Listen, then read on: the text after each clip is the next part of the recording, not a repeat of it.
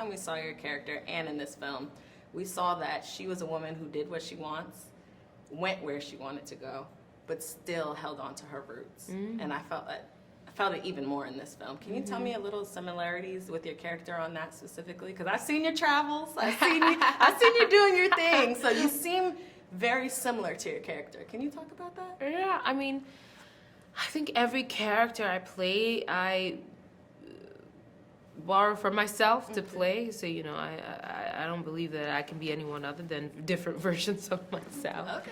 But Nakia and I, what we share in common is, I think I do have, Nakia is extremely, she shows up for her people, but she stands up for herself.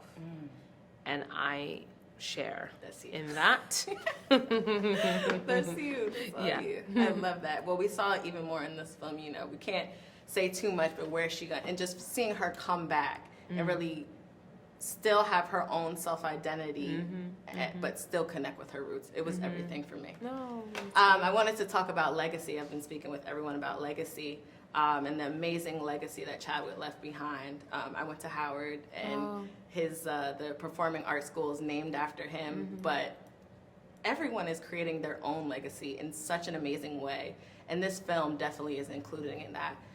What would you want your legacy to be going forward in the future, whether it's your character, whether it's your personal relationship with Marvel? Can we see Lupita and some other Marvel films? Like, what legacy just going forward could you see for yourself?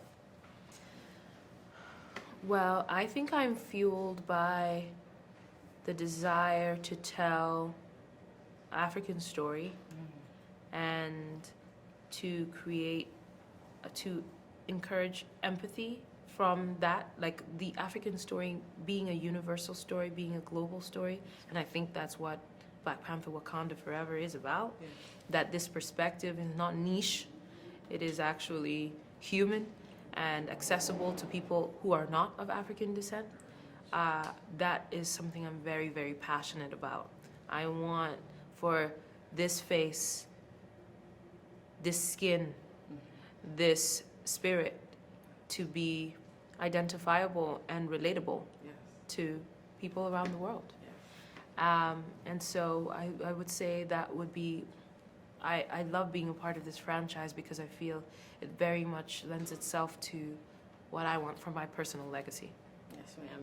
And I wanted to talk about change and the process of change. You know, we all, as fans, grieve Chadwick and losing Chadwick, but I couldn't imagine the close bond that he and his castmates had. Talk about change and just what that process was like for you. Your character storyline had to change. You personally, I'm sure, tell me, because you know, grief has steps, but grief transforms into change. Tell me a little bit about the process of change. My God, you know, losing Chadwick Boseman shattered me, and I think it's not like he's the first person close to me that I've lost. There's something just monumental about his passing.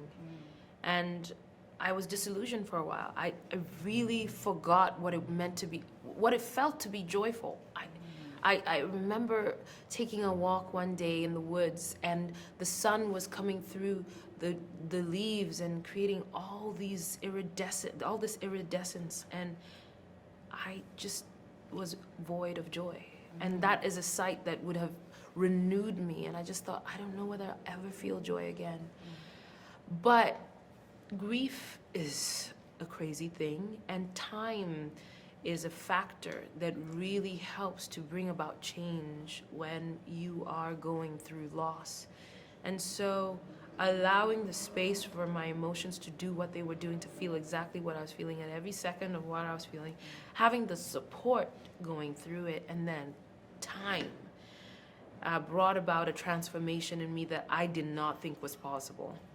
And I think that is what our story is about. How do you move forward? And how you move forward is by leaning on those who love you and by allowing change to do its thing. And leading with love. By allowing time to do its thing. Time.